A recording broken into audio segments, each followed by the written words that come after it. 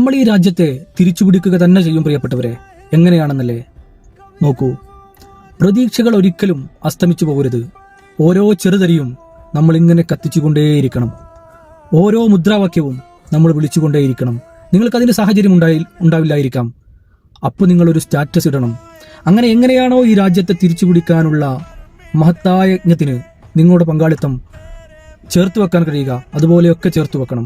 പ്രതീക്ഷകളില്ല എന്ന് തോന്നുന്നിടത്ത് നിങ്ങൾ ജസ്റ്റ് ഒന്ന് ഗൂഗിൾ എടുത്തിട്ട് vote percentage of the BJP in the last parliament election എന്ന് ജസ്റ്റ് ഒന്ന് ഗൂഗിൾ ചെയ്താൽ നിങ്ങൾക്ക് അതിനുള്ള ഉത്തരം കിട്ടും. 100 വർഷം കിണഞ്ഞു പണിയെടുത്തിട്ടും BJPക്ക് ഭൂരിപക്ഷം ഇന്ത്യക്കാരുടെ വോട്ട് നേടാൻ സാധ്യമായിട്ടില്ല. ഇത് തന്നെയാണ് നമ്മളുടെ പ്രതീക്ഷ.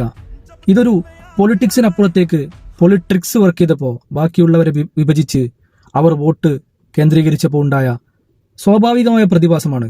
ഇതും നമ്മൾ മറികടക്കും. നമ്മുടെ രാജ്യം പഴയ പോലെ സൗഹാർദ്ദം കളിയാടുന്ന മണ്ണായി തിരിച്ചു വരും.